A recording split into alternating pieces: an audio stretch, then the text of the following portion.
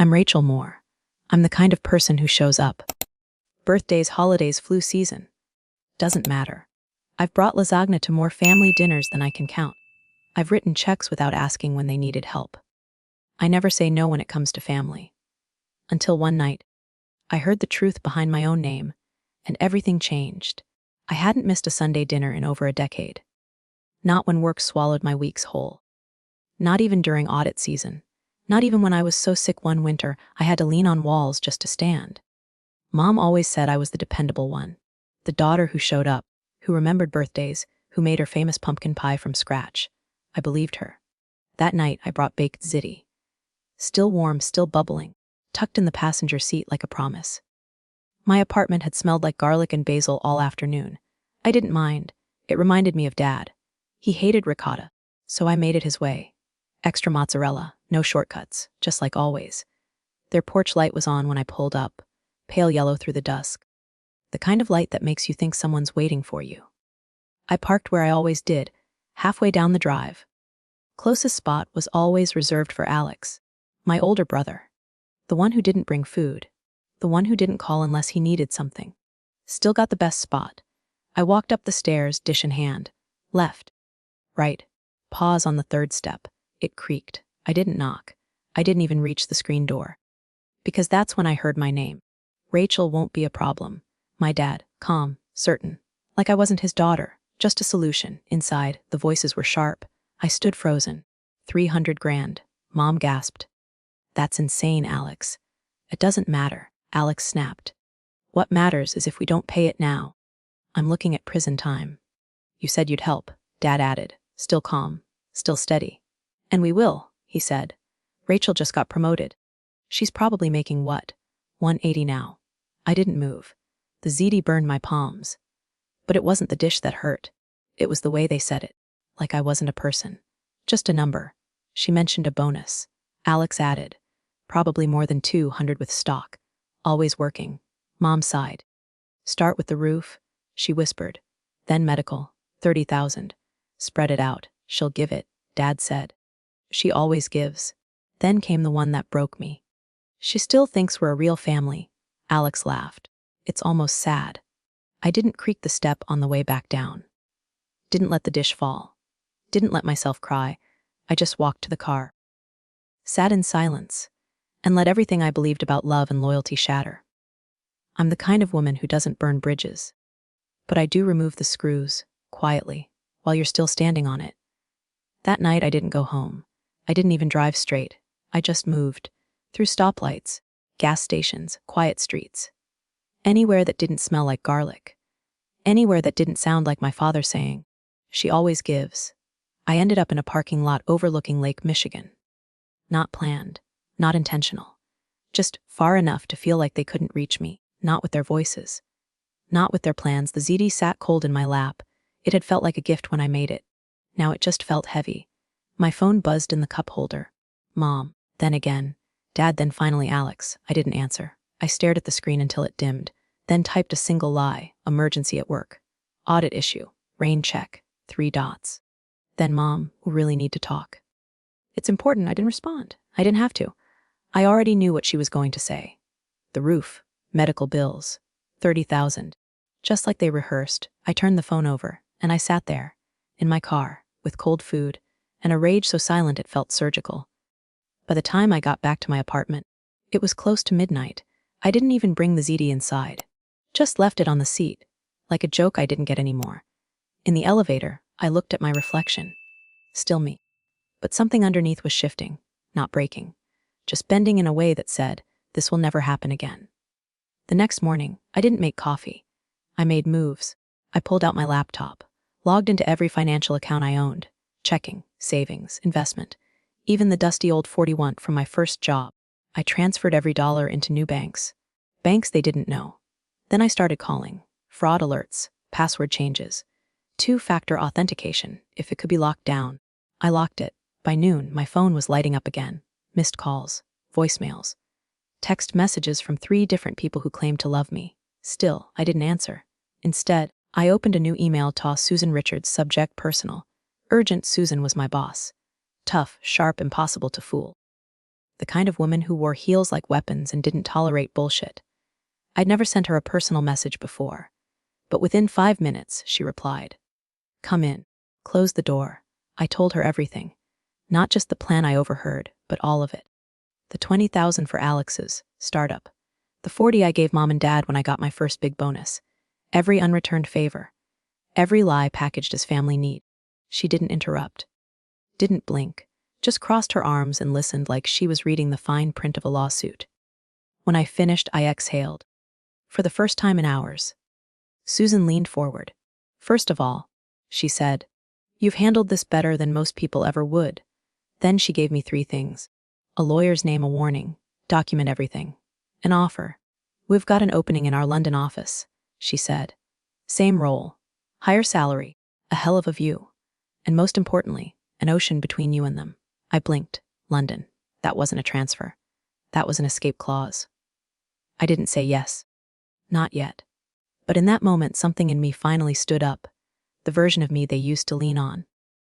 And she wasn't leaning back anymore. I'm the kind of sister who used to answer every call. Middle of the night, I'd pick up. Emergency. I'd drop everything. Help. I'd say yes before I asked what it was for. But not anymore. Because now I know. Some people only dial your number when they're dialing desperation. It was late afternoon when my phone rang again. Block number. I should have let it go to voicemail.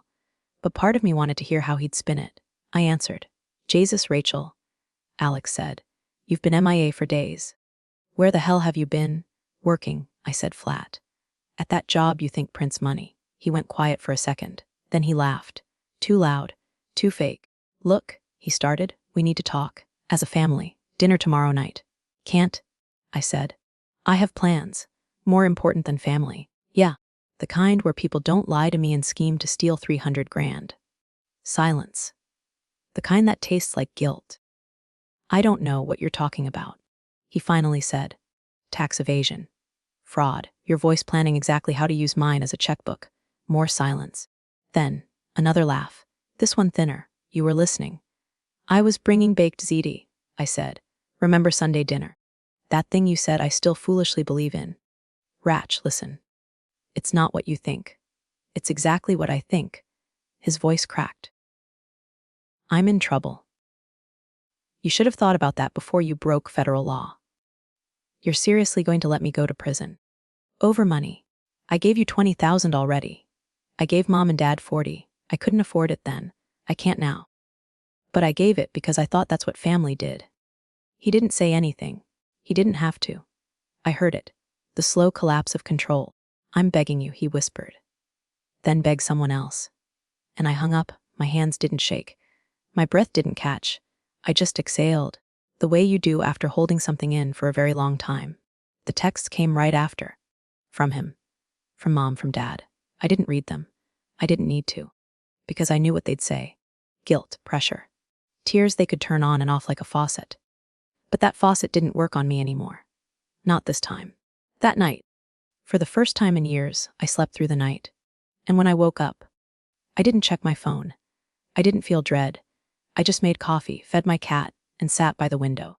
No begging, no pleasing, no more being the family ATM in heels. Just peace, heavy, earned, mine. I'm the kind of daughter who used to answer texts with, love you too.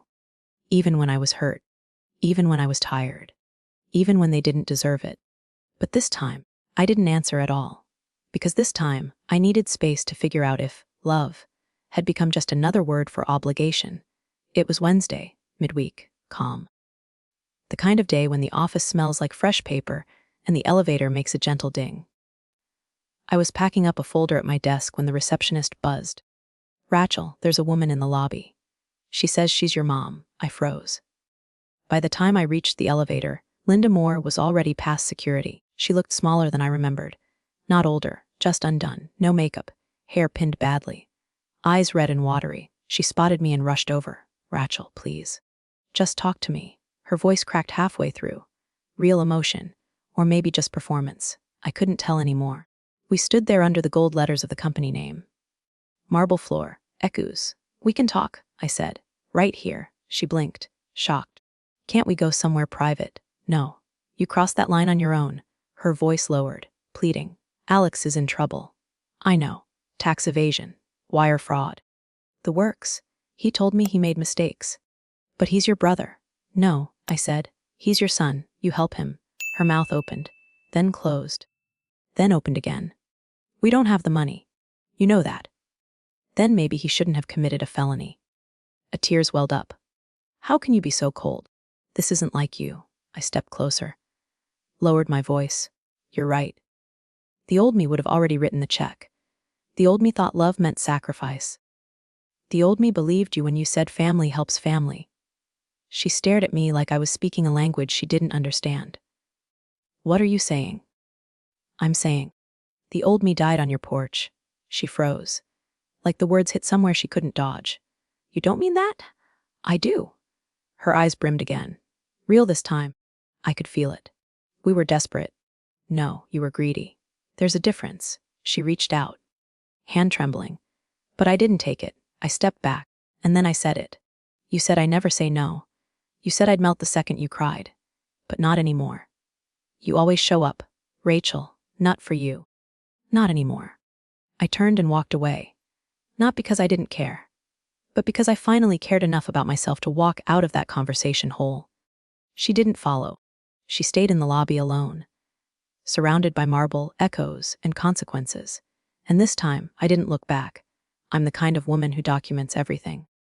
Not because I don't trust people, but because one day, I realized the people I trusted most were keeping score behind my back. So I started keeping my own. It was Friday afternoon when the call came from the front desk. Rachel, there's someone from legal downstairs. Says he has papers for you. I knew. Before I even stood up. I knew. The only thing left for them to do was to make me the villain in their version of the story. The manila envelope was thick. He didn't say a word, just handed it over and walked out. I opened it right there, standing beside my desk. The first page hit like a slap. Plaintiffs Frank Moore, Linda Moore. Defendant, Rachel Moore. Cause emotional distress, financial abandonment, breach of verbal contract. I laughed. Not because it was funny, but because it was so stupid I couldn't believe it was real. They were suing me. Claiming every dollar I'd given them over the years was a loan I'd promised to pay again. Claiming I'd abandoned them emotionally by going no contact. Claiming they were the victims. I called the lawyer Susan had recommended. Carol Kim, a razor in a pantsuit. I scanned the whole packet and sent it within 15 minutes. 10 minutes later, she called me back. They don't have a case, she said. No contracts, no emails, no documentation. Nothing. They can't prove any of it. They can't even prove you owe them a phone call, Rachel. This is textbook harassment. I felt something uncoil in my chest. I'd spent years thinking of them as unshakable. And here they were, throwing tantrums in the form of litigation. Can we counter? I asked. Defamation. Emotional distress. Carol paused. We could, and we'd win. But would that feel like justice to you? I didn't answer right away. Because part of me wanted to win. To bury them in legal fees the way they tried to bury me in guilt. But the bigger part of me, no, I said. I don't want their money. I just want them out of my life. Carol's voice softened. Then we send a dismissal. And we make sure they know if they file anything else we won't be so kinder. I hung up, closed the folder, put it in a drawer, and locked it. Not because I was afraid, but because I was done. Done defending myself for not wanting to be used. Done apologizing for drawing a line. I wasn't the villain in this story. I was the survivor of it. I'm the kind of woman who doesn't just move out. I move on. And this time, I wasn't just boxing up plates and pillows. I was boxing up the parts of me that had been used, taken, manipulated, and called love. The movers were coming Tuesday. Until then, it was just me, some cardboard boxes, and an apartment filled with ghosts. Not real ones, but memories, photos on the wall, holiday cards I'd saved. Cookbooks with Mom's handwriting in the margins. I opened one. Her note was next to a cornbread recipe. Use butter, not oil. Love, Mom. I stared at it, then quietly closed the book and set it in the donate pile. Some things didn't deserve to come with me. Not because they weren't meaningful, but because they were. And I was done confusing sentiment with safety. The lasagna dish was still in my car. Still clean, still heavy, still untouched since the night I learned the truth. I took it upstairs, held it in both hands like it might speak. It didn't. It was just glass and metal. but it held everything, every dinner, every yes.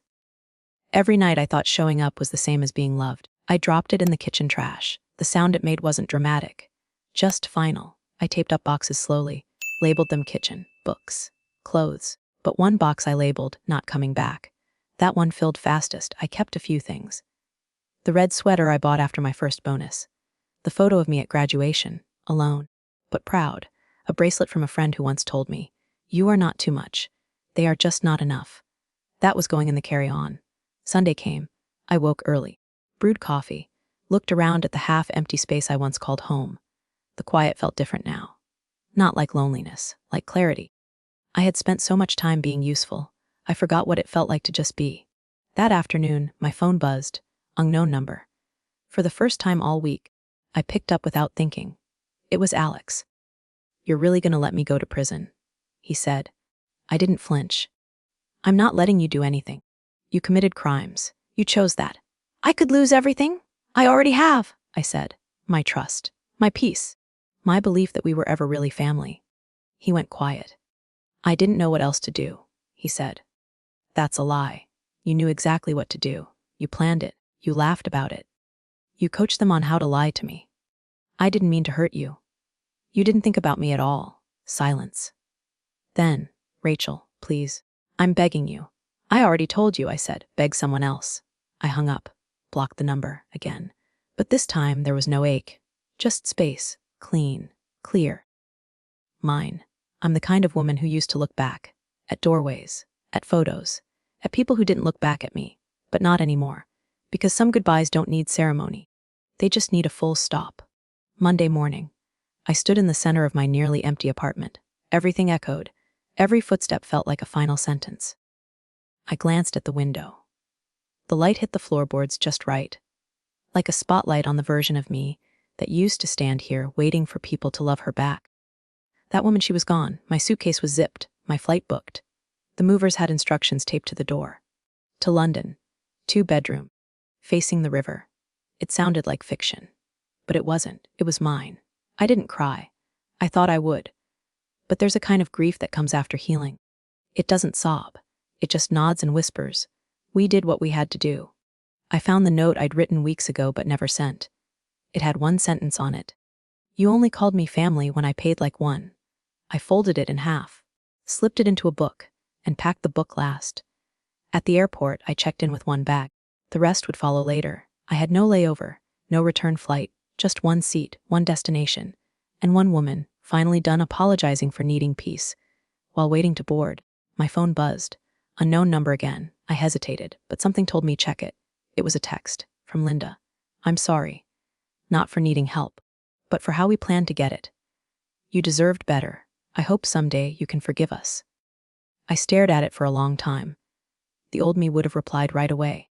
Would have said, course, would have softened. But this me, I typed slowly.